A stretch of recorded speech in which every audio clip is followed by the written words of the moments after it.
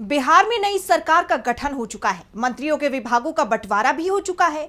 इस बार गृह मंत्रालय नीतीश कुमार ने अपने पास न रखकर डिप्टी सीएम सम्राट चौधरी को सौंप दिया है। लेकिन यह मंत्रालय मिलते ही राज्य में कुछ ऐसा हुआ है जिससे एनडीए की साख पर सवाल उठने लगे हैं और एक बार फिर बिहार में जंगल राज का मुद्दा गर्मा गया है। तो क्या है ये पूरी खबर, जानेंगे इस रिपोर्ट में। बिहार विधानसभा चुनाव में पीएम मोदी से लेकर बीजेपी के दूसरे नेता अपनी सरकार की उपलब्धियां नहीं गिना पा रहे थे, बल्कि जनता को डरा रहे थे कि अगर महागठबंधन की सरकार बनी तो बिहार में जंगल राज आ जाएगा। लेकिन अब बिहार में एनडीए की सरकार बनने के बाद जो कुछ हो रहा है उसे लेकर सवाल उठ रहे हैं कि क्या जंगल राज इसी को कहते हैं।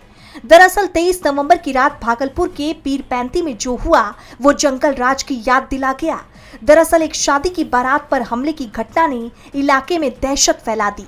सिवानपुर गांव से निकली बारात ईशीपुर थाना क्षेत्र के सीमानपुर मोड़ के पास पहुंची। तभी बदमाशों ने दूल्हे की गाड़ी को रोक लिया और न सिर्फ मारपीट की बल्कि बारात में शामिल महिलाओं के साथ अभद्र व्यवहार भी किया और जेवरात भी लूटे। घटना इतनी भयावह थी कि बारातियों में दहशत फैल गई और कई लोग घायल हो गए। पुलिस मौके पर पहुंची और जांच शुरू कर दी। इस घटना ने एनडीए पर सवालों की बौछार कर दी है।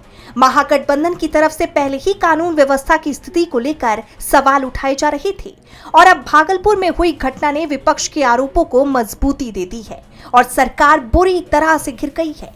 अब देखना ये होगा कि इस घटना के बाद कानून व्यवस्था को लेकर सरकार क्या सफाई देती हुई नजर आती है। डीबी लाइव की रिपोर्ट।